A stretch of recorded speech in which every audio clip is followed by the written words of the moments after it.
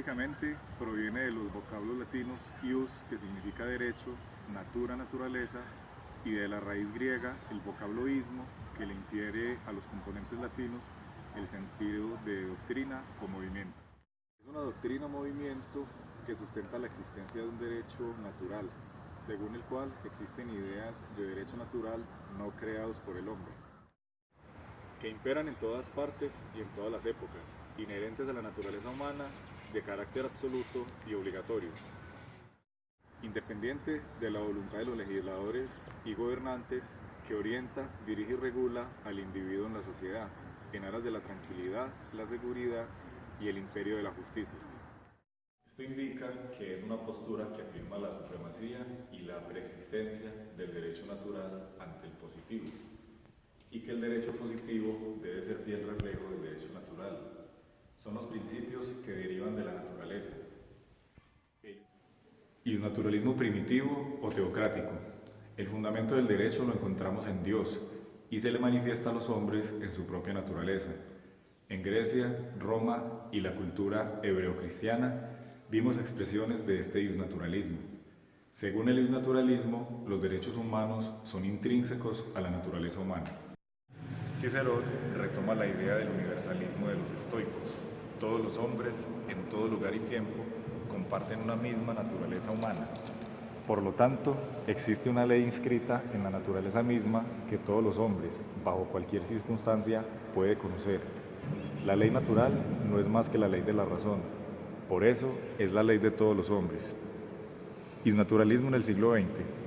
Según John Finnis, escritor australiano, quien defiende el iusnaturalismo de una forma tradicional, sostiene que la finalidad del derecho natural es guiar el derecho positivo, pero no da criterios de validez. El derecho natural es un conjunto de principios de razón práctica que ordena la vida del hombre, derivan de bienes básicos que constituyen valores objetivos y se justifican por sí mismos. Iusnaturalismo ético. Iusnaturalista es toda teoría ética que afirma que existe una ley moral, natural y universal, que determina lo que está bien o mal. Esa ley moral sería objetiva. El ser humano puede conocerla, pero no la crea él. Esto afirmaba Santo Tomás de Aquino. Dios nos creó a su imagen y semejanza, y por lo tanto podemos hallar dentro de nosotros el fundamento del comportamiento moral. Según Santo Tomás, en cada uno de nosotros está escrita una ley natural, que está inscrita en la ley eterna, es decir, la ley divina. Gracias a la ley natural, reconocemos los valores morales que nos orientan en nuestra vida. Si se considera tanto las características atribuidas al pensamiento iusnaturalista como a los conceptos de iusnaturalismo, como la ciencia del derecho o el derecho natural, resulta claro que esta teoría sobre el derecho no se ha limitado a identificar el derecho, sino también a escalonarlo, principalmente a definir algunos contenidos que siempre deben estar presentes en el mismo.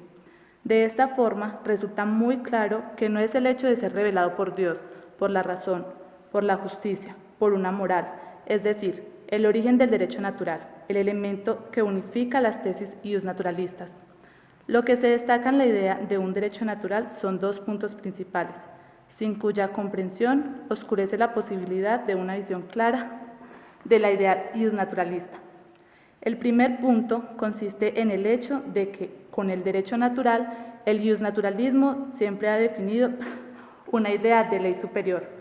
El segundo consiste en que el hecho de que esta ley superior se ocupa de contenidos materiales, los cuales no pueden ser confrontados por el derecho común. Todo esto podríamos definir al derecho natural como aquella parte del orden jurídico formado por el conjunto de principios, elaborados por la razón basada en las tendencias o inclinaciones innatas a nuestro ser, que organizan de modo fundamental la convivencia humana. Esas normas o principios tendrían las siguientes características. Son inmutables, son abstractas y son universales, o sea, para todos los seres humanos. Existen tres tipos de iusnaturalismo: el teológico, el racionalista y naturaleza de las cosas. Naturalismo teológico.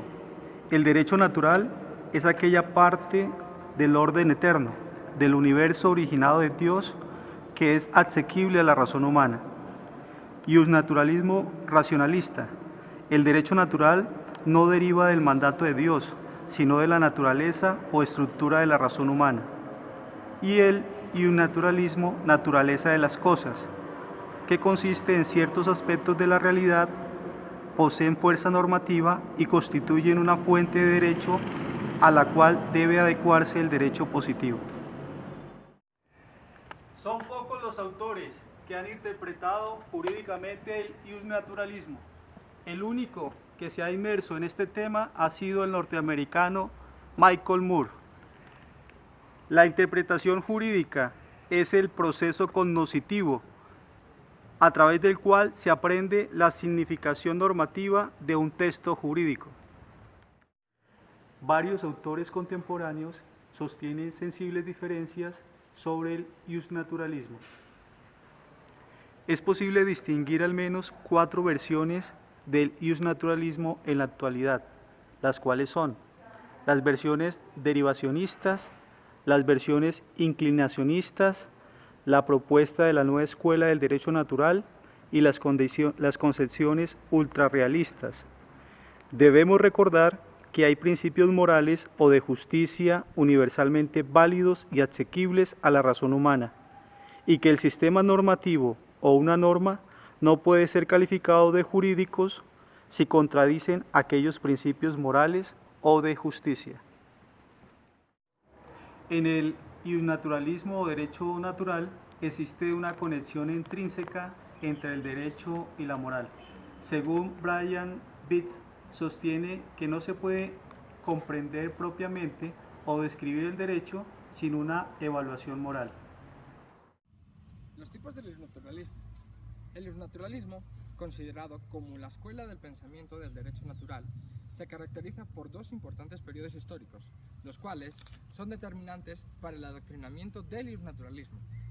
Los 2 periodos del iusnaturalismo están comprendidos por el iusnaturalismo clásico y el iusnaturalismo medieval, siendo este el primer periodo empezado en la Edad Antigua, con pensadores como Aristóteles o Cicerón, hasta la Edad Media con San Agustín y Santo Tomás de Aquino, surgiendo de este primer periodo la primera tesis del iusnaturalismo divino o tesis filosófica de la ética, la cual sostiene que el hombre tiene derechos divinos, en el cual un sistema normativo dice que una norma no puede ser calificada como jurídica si contradice los principios morales y de justicia.